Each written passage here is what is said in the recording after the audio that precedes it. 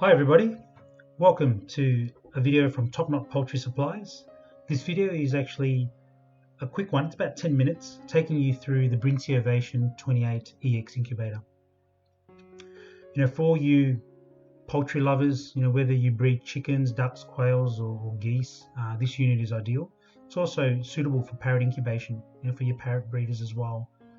So you can see the Brinsea 28EX, the name comes from actually the amount of hen eggs it actually takes. It takes 28 in total. There's 4 trays, 7 eggs per tray.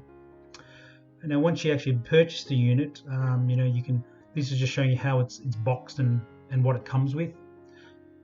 Generally those user manuals you can see there loosely will be packed inside the unit. But what it does come with is a little leaflet to show you how to raise chicks and what to do. There's a user manual that'll take you, as a guide through step by step. But I'll take you through that video, through this video, and how to do all that. There's a warranty card for you to register 3 years warranty. So Brinsea incubators all come with 3 years warranty, and also a pamphlet in there that shows you all the other great products that Brinsea make as well. So the first step is, once you do get the unit, is unravel. Take it out, obviously, unravel that black tape or brown tape and unpack that unit. And you can see there within the unit there's quite a few bits and pieces. Now just to note, the 28EX is very similar to the 56EX, just the capacity. So the 56 takes 56 eggs, the 28 takes 28. I'm just holding up the silicone tubing and then the evaporative block. So these things, please don't throw away.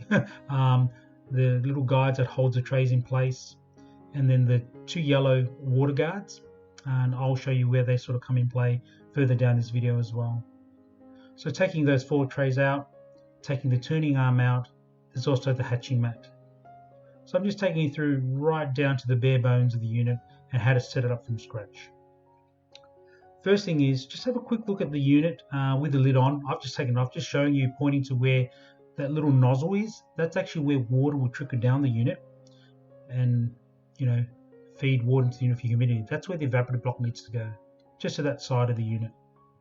So that just fits in there. You can leave that there. Now the evaporative blocks, they tend to last maybe 3 months, and you need to purchase new ones because they do get a bit grungy. They get brown and they get all yucky. So you do need to throw them out and get new ones. Now next I'm just showing you where to sort of put that turning arm that holds all those trays in place. You can see there I'm just pointing at the motor there. So get that turning arm, that flat thing with the little gears. Those gears obviously connect with the motor there. So put that in place. And then the trays go into place. Now you'll notice there's quite a few slots. There's actually 5 slots there. That's because it can also accommodate large trays for goose eggs. But the unit actually comes with the standard eggs for hen eggs, and you can do all the way anything from quail up to maybe some duck eggs. But if your ducks lay really large eggs, you need the large trays. I'm just showing you here, if you, just to make sure that everything's all snug in place, you can actually use that turning arm to throw things into place. So just move that a little bit and then things will just click into place like that.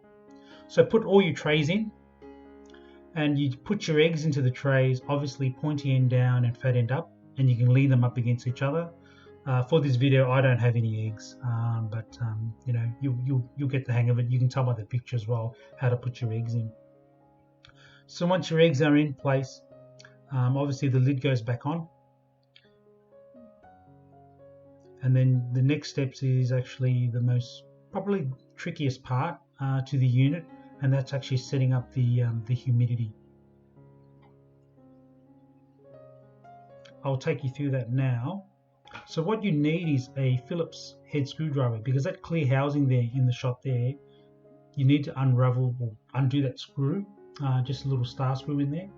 Undo that and it'll give you access to the humidity pump motor.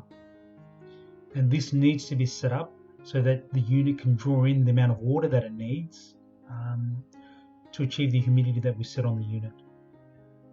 So unscrew that, put that to the side, and then you can take that whole unit out there. You can see that there's a double connector on the top end. That's where your 3 meters of silicone tubing in that clear plastic bag comes into play. So unravel that. I got a bit excited. I jumped ahead and I was trying to just threaded on, and I realized, hang on, I'm actually out of shot here. So I pulled it apart and I started again.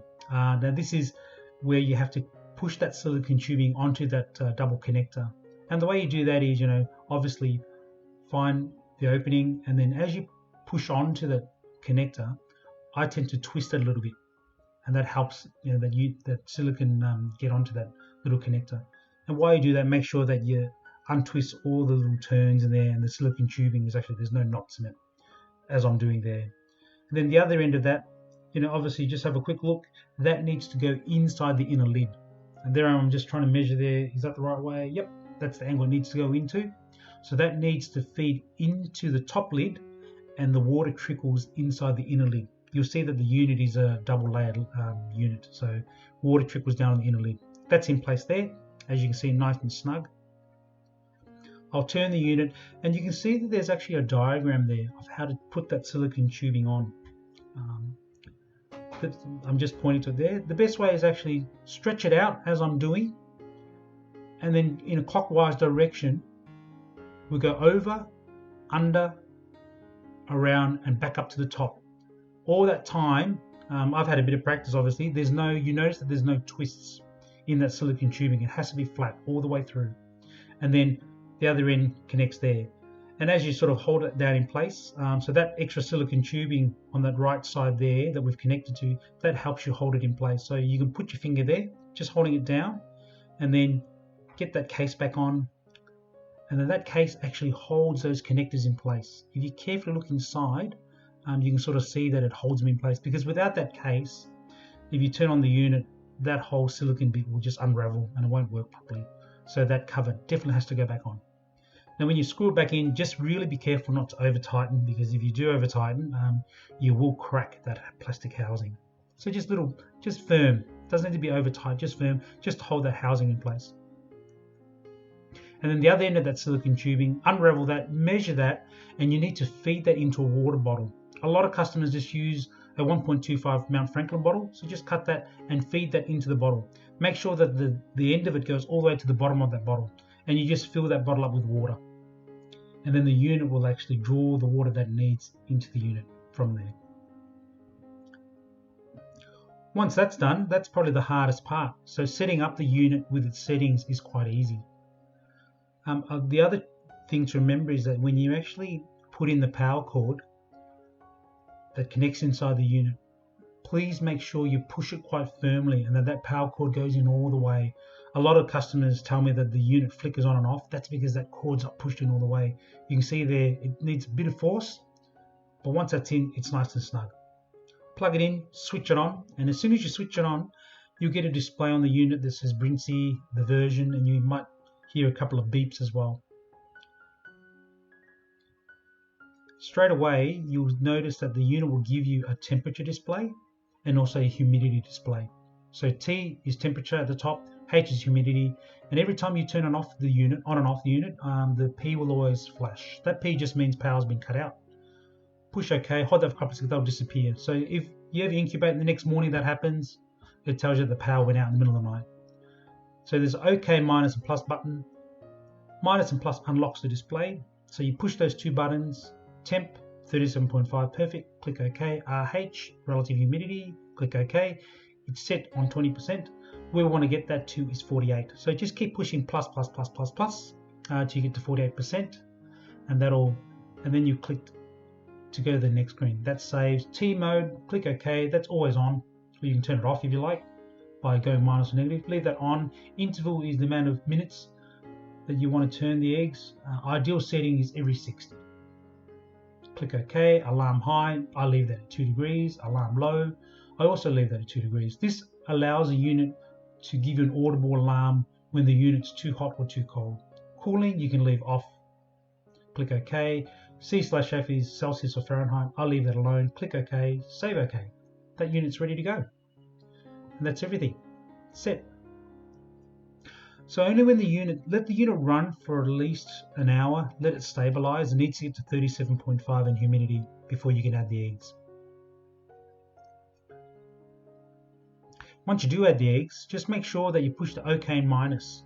What that does is just re-engages the turn. as you can see there, I'm just pointing with my finger, it pushes the eggs to one side, and from there, every 60 minutes, those eggs will turn left to right, or right to left, or top to bottom, as you can see there. Remember, you always have to make sure that the water container that you use, whether it's the bottle of water or container, make sure that's always filled up. And then, a couple of days prior to hatch is when you take your eggs out, and that's when you need to increase your humidity. So unlock the display again, get into RH, click OK, hit that plus to get to about 65%, because that's ideal for for hatching, I guess, to help them not dry out and not dry their membrane when they're actually pecking the way out of the egg. And you can help the unit there by actually just turning that dial, that vent hole, all the way to the left.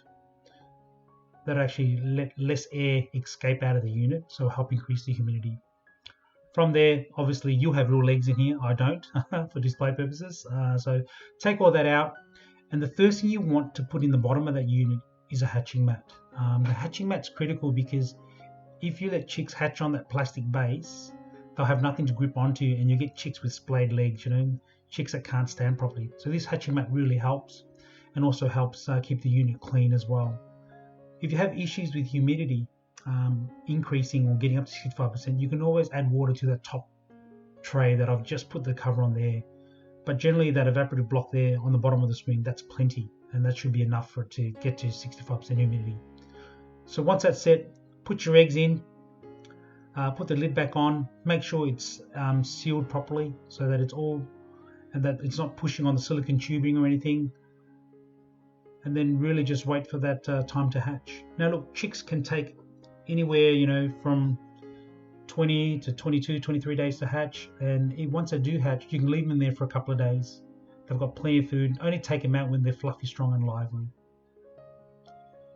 So don't be nervous. They've got plenty of reserve yolk to keep them going. If you're interested in the unit, you can visit our website, or you can even email us at tkpoultry@gmail.com. Thanks so much for watching. Bye.